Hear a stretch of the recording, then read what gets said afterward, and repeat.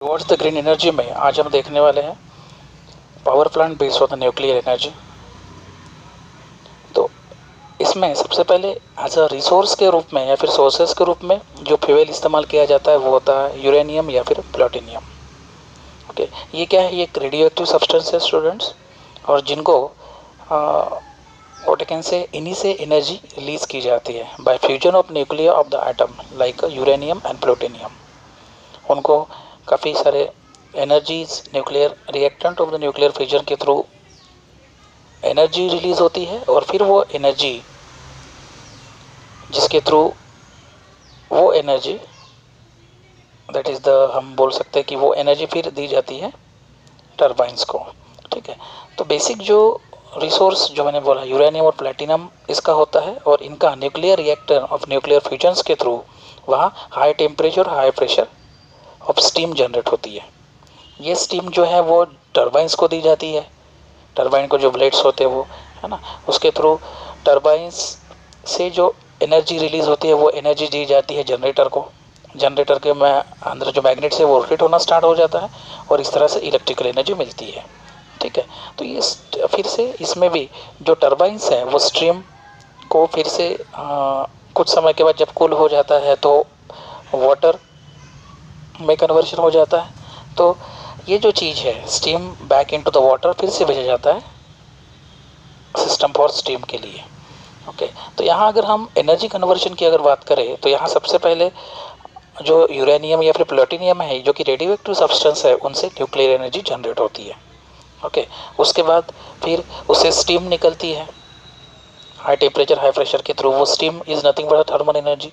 उसके बाद हम वो थर्मल एनर्जी टरबाइंस को दे रहा है, टरबाइंस रोटेट हो रहा है तो काइनेटिक एनर्जी हो रही है। तो काइनेटिक एनर्जी बाद में टरबाइंस को मिलती है, बाद में उसका कन्वर्शन इलेक्ट्रिकल एनर्जी में मिलता है।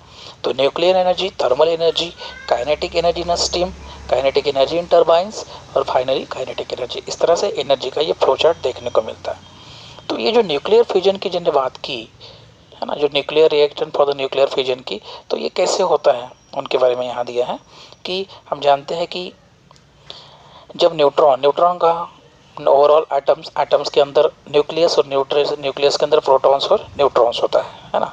तो न्यूट्रॉन जब बम्बार्डेड किया जाता है या फिर उसके ऊपर मारा जाता है, बोलेंगे हम लोग, फाइट की जाती है, तो when the neutron is bombarded on the atom, uranium 235 जो है उसके ऊपर न्यूट्रॉन जो है उसको बम्बार्डेड किया जाता है, और उसके थ्रू क्या होता है, आइसोटोप्स होते हैं, वो आइसोटोप्स यूरेनियम 236 के होते हैं।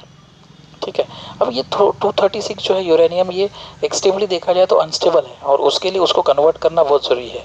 तो जिसके कारण ये कन्वर्ट किया जाता है एटम ऑफ बेरियम और krypton by the process of fusion. Okay, ये फ्यूजन के प्रोसेस थ्रू क्या होता है, 3 न्यूट्रॉन्स मिलते हैं, और साथ में ही 200 मिली वोल्ट्स इतनी एनर्जी भी जनरेट होती है ना। तो ये जो 3 न्यूट्रॉन जनरेशन की जो प्रोसेस है बिकॉज ऑफ द फ्यूजन के थ्रू हो रही है, और जिसके थ्रू आपको 235 यूरेनियम के अदर 3 फॉर्मेशन मिलते हैं और एनर्जी भी फॉर्मेशन होती है। आप देखोगे डायग्राम 5.2 में न्यूक्लियर फ्यूजन कैसे होता है, चेन रिएक्शन यहाँ दिया है जो मैंने एक्सप्लेन किया है ना। ये मैक्सिमम देखोगे कि जो न्यूट्रॉन्स जो रिलीज होते हैं in the process of reaction वो ज़्यादा एनर्जी जनरेट करेंगे। ओके, और ये जो प्रोसेस है इसी तरह से ये प्रोसेस होती रहती है।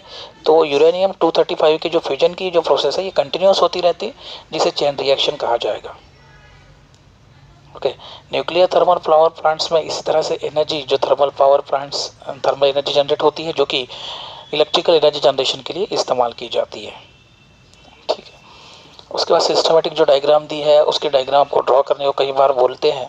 अगर हम देखें तो वहाँ बेसिक जो कंपोनेंट्स हैं वो न्यूक्लियर रिएक्टर, उसके बाद बॉयलर, उसके बाद कंडेंसर, उसके बाद टरबाइंस और कूलिंग टॉवर।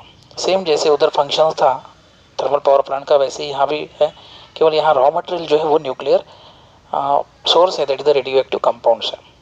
ठीक है, तो एक शॉर्ट में मैं यहाँ बता देता हूँ डायग्राम में, टेक्स्ट बुक में तो नहीं दिया है, कि सबसे पहले रिएक्टर जो है that is radio active reactors, उसके ऊपर न्यूक्लियर फ्यूजन्स के थ्रू न्यूक्लियर रिएक्टेंट्स के माध्यम से न्यूक्लियर फ्यूजन्स होते हैं जिसके थ्रू स्टीम ये जनरेट होगी फ्रॉम द जनरेटर के माध्यम से।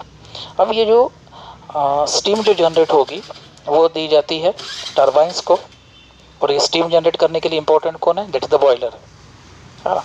तो ये जो स्टीम जो टरबाइन जनरेट होगी वो स्टीम भेजी जाएगी टरबाइंस के जो ब्लेड से, उसको टरबाइंस रोटेट होगा जिसके थ्रू काइनेटिक एनर्जी जनरेट होगी, और वो टरबाइंस रोटेट होने के बाद वो कनेक्टेड होगा जनरेटर के साथ में। अब जानते हो जनरेटर के साथ में मैग्नेट होता है, मैग्नेट रोटेट होगा और इलेक्ट्रिसिटी जनरेट हो जाएगी। ओके, यहाँ अब देखोगे कंडेंसर का इस्तेमाल किया गया है और साथ में ही कूलिंग टावर।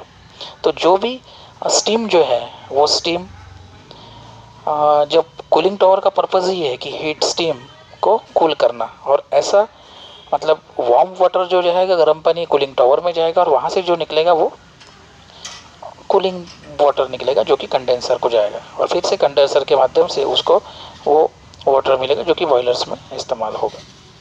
तो इस तरह से ये प्रोसेस रहेगी। इसमें एडवांटेज अगर देखा जाए तो एडवांटेज देखने को मिलता है कि यहाँ कोई फॉसिल फ्यूल का इस्तेमाल नहीं हो रहा है जैसे वहाँ कोयले का हुआ था, है ना। तो पोल्यूशन का तो यहाँ कोई सवाल नहीं है, और जो एनर्जी आपको मिलती है ये एनर्जी काफ़ी high sufficient nuclear of energy fuel is available है, तो एनर्जी का सोर्स है बेस्ट है। लेकिन ये प्रॉब्लम अगर देखे जाए तो प्रॉब्लम ये देखने को मिलता है कि ये जो यूरेनियम है जो हम इस्तेमाल कर रहे हैं रेडियो एक्टिव सब्सटेंस जो कि हार्मफुल होता है, उनके रेडिएशंस हार्मफुल होते हैं, और ऐसे प्रोडक्ट को हम लोग न्यूक्लियर वेस्ट कहते हैं। ओके, जिसके कारण से अलग अलग एक्सीडेंट्स हो सकते हैं क्योंकि हम उसे ये नहीं कर सकते, उसको रिसाइकल समथिंग नहीं कर सकते। ओके, तो हार्मफुल रेडिएशंस के माध्यम से कई एक्सीडेंट्स वगैरह भी जो हो सकते हैं इंडस्ट्री के अंदर, तो ये वन ऑफ द ड्रॉबैक है। ओके, थर्ड जनरेशन जो हम देखेंगे इसमें थर्ड जो पावर प्लांट है वो with the help of natural gas के थ्रू देखने वाले हैं। तो नियर बाय आप देखोगे सभी ये कंसेप्ट तो सेम है, केवल रॉ मटेरियल यहाँ या फिर जो सोर्स है जो एनर्जी प्रोवाइड कर रहा है वो सोर्सेस केवल चेंज होते जा रहे हैं। ठीक है, तो ये पावर जनरेशन जो है जो कि बेस्ड है ऑन द नेचुरल गैस की एनर्जी, वो कैसा है वो देखेंगे। तो क्या होता है, सबसे पहले डेफिनेटली टरबाइंस जो यहाँ गोल घूमते हैं, टरबाइन जो रोटेट होते हैं, टरबाइन के जो ब्लेड्स है वो रोटेट होते हैं बिकॉज ऑफ द व्हाट, यहाँ गैस के थ्रू होते हैं स्टूडेंट। ठीक है, यहाँ ना कोई फ्यूल ये होता है, कोल होता है या फिर कोई रेडियोएक्टिव सब्सटेंस होता है, गैस के माध्यम से होगी। ये गैस जो है compress natural gas that is the CNG या फिर एलपीजी जो हम इसमें इस्तेमाल करते हैं सिलेंडर में वगैरह, तो वो इस्तेमाल किए जाते हैं like as a gas input के रूप में। ओके, तो कंबस्शन चेम्बर के थ्रू उसे जनरेट किया जाएगा और बाद में वो यहाँ दिया हुआ है हम एक, है ना। तो नेचुरल गैस यहाँ एक बॉक्स भी खाली दिया हुआ है, देखोगे आप 5.12 में, तो वहाँ क्या रहेगा नेचुरल गैस। तो नेचुरल गैस को हम क्या करेंगे, सबसे पहले कंबस्शन चेम्बर में भेजेंगे। ओके, ये कंबस्शन चेम्बर में साथ में ही हाई टेम्परेचर और हाई प्रेशर वाली प्रेशर से मतलब वॉट कैन से एयर भेजेंगे उसको। ये कौन करेगा, कंबस्शन ऑफ नेचुरल गैस के through. Okay, by the combustion of natural gas के थ्रू हाई टेम्परेचर और हाई प्रेशर हम भेजेंगे, और जिसके थ्रू वो जो गैस जो रिलीज़ होगी वो टरबाइंस को मिलेंगी। टरबाइंस के थ्रू उसके जो ब्लेड्स है वो रोटेट हो गए, वो टरबाइंस हम भेजेंगे, कनेक्ट करेंगे जनरेटर के साथ में, जिससे थ्रू मैग्नेट ही रोटेट होना, और रोटेशन होने के बाद इलेक्ट्रिसिटी जनरेट हो जाएगी। बेसिक 3 सेक्शन इसके अंदर देखने को मिलते हैं। एक तो है पोस्चुलाइज एयर।